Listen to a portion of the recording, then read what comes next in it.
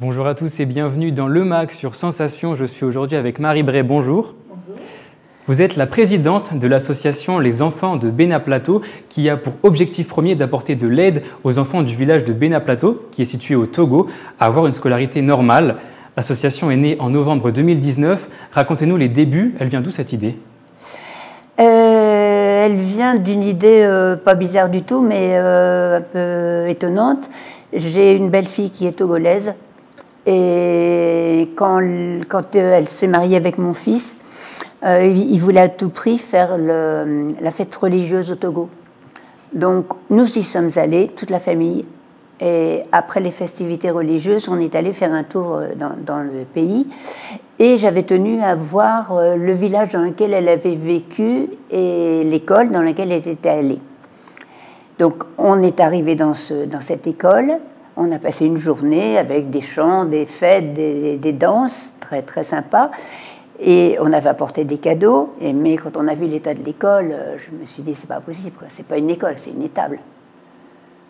Donc bon, bah, c'est tout. C'est dommage, mais qu'est-ce qu'on peut faire? On est rentré. Et puis quand je suis retournée, quand je suis arrivée chez moi, dans l'appartement, avec des tiroirs qui glissaient, avec de l'eau au robinet, les lumières. Je me suis dit, c'est pas possible, ces femmes, elles vont chercher 30 kilos d'eau sur leur tête 6 fois par jour, elles vont chercher le bois, elles cuisinent accroupies, elles allaitent leur bébé, elles portent le bébé dans le dos, elles en ont un dans le ventre en plus.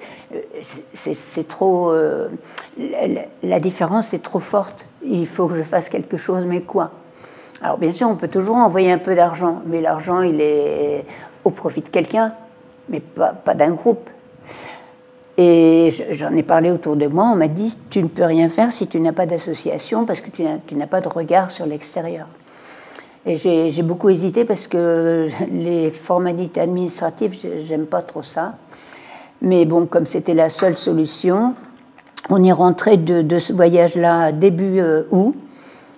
Et le 19 novembre, l'association était créée.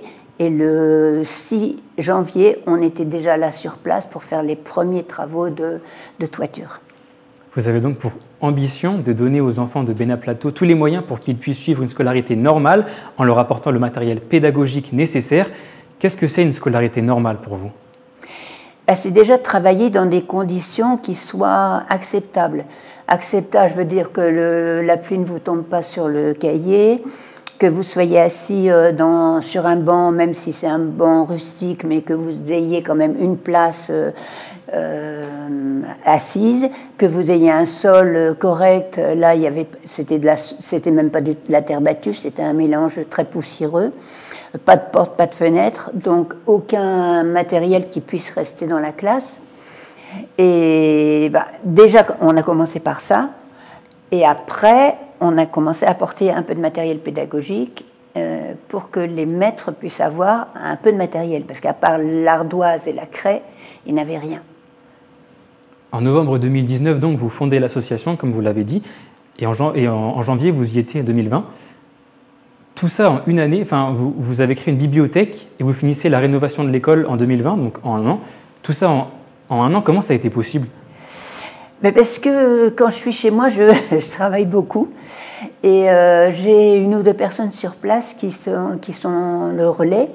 Et quand on arrive à faire notre séjour, en général, on reste 3 semaines, 1 mois, quelquefois plus, mais enfin, c'est déjà pas mal. Et tout est prêt. Donc on arrive et par exemple si on a choisi de refaire 2 classes, les maçons sont prévenus, tout est là et on bosse. Enfin on bosse, c'est pas moi qui fais les murs, mais on surveille, tout est prêt. C'est comme ça que ça peut marcher parce que l'idéal ce serait bien sûr de rester toute l'année. Mais moi j'ai quand même ma vie ici, j'ai ma famille et c'est un petit peu difficile quoi. Qu'est-ce que ça vous a fait personnellement de voir des avancées concrètes aussi rapides ? C'est très enthousiasmant, c'est très rassurant, même si à côté de ça, on a l'impression que la population et les instituteurs ne suivent pas aussi vite qu'on voudrait, nous, mais les avancées pédagogiques. mais il faut qu'ils s'adaptent. Et ben, ça prend du temps, bien sûr. Déjà qu'ils reconnaissent le bien fondé de ce qu'on a apporté, parce que c'est pas tout changer pour changer, il faut que ça change pour le bien des enfants. Et après, une fois qu'ils ont reconnu le bien fondé, après il faut qu'ils s'adaptent, mais ils ont un peu de mal à innover. Donc c'est pour ça qu'on a un accompagnement là 2 fois par an. En plus de la scolarité, vous militez également pour stimuler les enfants autrement, en mettant en place des spectacles, par exemple des jeux ou des activités sportives. Vous avez notamment créé un atelier couture, un terrain de badminton, et vous prévoyez de mettre en place des paniers de basket. En quoi c'est important pour eux d'avoir ces infrastructures? Alors, il faut savoir que ces enfants-là, ils ne jouent pas. Le matin, ils se lèvent vers 6 heures avec le lever du jour. Il n'y a pas d'électricité. Hein. Et ils commencent par travailler. Ils vont chercher de l'eau au marigot, ils vont chercher du bois, ils s'occupent des petits frères et sœurs. Et quand à 7h30 l'école commence, ils ont déjà fait 2 heures de travail. Ils sortent de l'école, ils vont manger, et c'est pareil, ils rebelotent, ils s'en vont au marigot, ils ne jouent jamais. En plus, ils n'ont même pas de ballon, par exemple. Enfin, ils n'avaient même pas de ballon. Donc, et ils n'ont pas l'idée de jouer. S'il y a un moment où ils n'ont rien à faire, ben ils vont attendre comme ça. Ils vont venir nous regarder, par exemple, quand on est là. Ils nous regardent, mais le jeu n'est pas...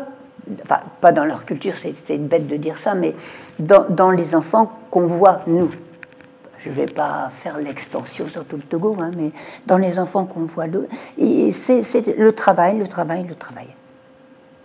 Donc c'est pour ça que le spectacle, le club de couture, ça a un autre intérêt, mais, et le sport, c'est bien sûr ça va leur apporter des quantités de notions de latéralisation, de concentration, enfin des valeurs éducatives, mais aussi ça les fait jouer. Depuis la création de l'association, vous êtes parti 7 fois à Bénin Plateau, il me semble. La dernière fois, c'était en mars. Où est-ce que vous en êtes actuellement? Et bien là, on prépare un autre voyage pour le 19 octobre. Un voyage d'1 mois. On va emmener avec nous 2 institutrices qui sont déjà venues l'année dernière et qui servent de tutrices aux instituteurs locaux. Et on espère, enfin on est en train de faire les démarches pour qu'un jeune que j'ai rencontré, qui désire venir, puisse venir en service civique et s'occupe du sport. Parce que moi je fais le sport classique dans l'école. Alors ça aussi, le sport, les instituteurs ne faisaient pas de sport. Il y a 1 heure marquée sport, mais ils ne faisaient rien. Et moi, je fais le sport, parce que j'ai un petit diplôme d'éducation physique. Et les enfants, ils adorent ça. Quoi. Ils s'amusent, ils progressent, mais en s'amusant. Et maintenant, les instituteurs commencent à faire le sport. Donc, ce que je voudrais, c'est qu'il y ait une création de clubs, enfin, que ça débouche sur une création de clubs. Chose qu'on ne peut pas faire en 1 mois, même si c'est 2 fois par an. Par exemple, on vient de créer une équipe de foot féminine. Donc, c'est les élèves que j'ai eus en CM1, CM2, qui sont maintenant en 6e, et qui continuent le sport avec le prof de sport du collège. Et ce prof de sport, je l'ai rencontré.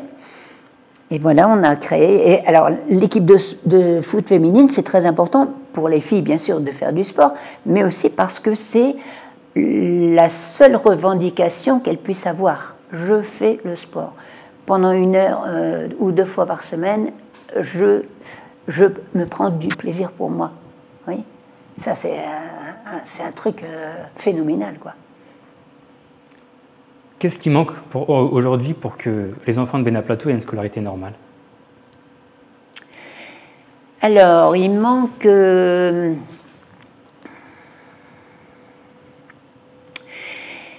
il manque un petit peu de matériel, mais pour l'instant, les instituteurs ne sont pas formés à utiliser ce matériel pédagogique. Donc, je vais dire que pour l'instant, c'est un petit peu trop trop hâtif. Je suis désolé de vous couper, Marie. C'est déjà 10 minutes? Ça fait déjà 10 minutes, je suis désolé, je sais que quand on parle de choses qui vous intéressent, ça va très vite. Merci d'avoir été avec nous sur Sensation. Et pour revoir ou réécouter cette émission, rendez-vous sur notre site et application Radio Sensation.